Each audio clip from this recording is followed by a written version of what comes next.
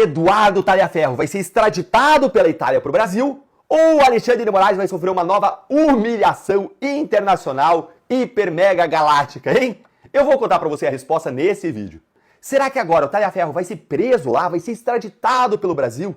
Será que ele vai voltar algemado para o Brasil para sofrer mais uma vez nas mãos do seu algoz, do Alexandre de Moraes, mesmo depois dele ter arriscado tudo para ir para o exterior para denunciar as ilegalidades do ministro? Então fica aqui comigo que eu vou responder a essa pergunta. E também eu vou te contar se o Alexandre de Moraes vai sofrer uma nova, uma gigantesca mega blaster humilhação internacional. Bora então entender primeiro o seguinte, olha, o Talhaferro ele não foi preso, gente, não. A justiça italiana rejeitou o pedido de prisão do Talhaferro, que foi feito sim por Alexandre de Moraes. E essa rejeição do pedido é bastante positiva. E a justiça italiana optou por decretar medidas cautelares alternativas. Alternativa a quê, Deltan? Alternativa ao pedido de prisão que foi feito por Moraes. Ou seja, a justiça decretou outras medidas diferentes à prisão.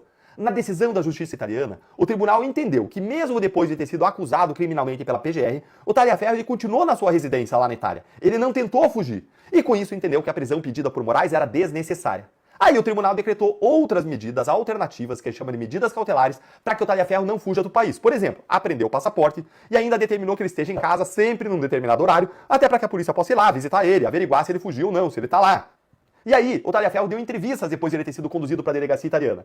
E nas entrevistas ele disse que o ministro Alexandre de Moraes não pediu a inclusão do nome dele na lista de difusão vermelha da Interpol. Então, o que é essa lista? É uma listinha da Interpol, é a lista negra da Interpol. É a listinha da Interpol em que, quando alguém é investigado, tem a prisão decretada em um determinado país, está no exterior, o país pede a inclusão do nome da pessoa nessa lista da difusão vermelha. Aí, quando essa pessoa entra ou sai de um território de outro país, esse outro país avisa o país de origem. Ou ainda, alguns países entendem a inclusão da lista como uma determinação de prisão e até prende a pessoa.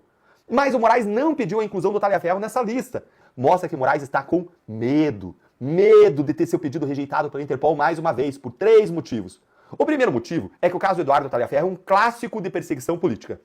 Gente, em que lugar do mundo a própria vítima do crime atua como juiz do caso? Só aqui no Brasil, só no STF. Em segundo lugar, porque o Moraes hoje é um sancionado pela lei Magnitsky, de modo que isso já é um alerta. Todas as suas decisões hoje, elas vão receber um escrutínio, um ceticismo maior das autoridades ao redor do mundo, já que Moraes foi sancionado justamente por conta dessas ordens ilegais.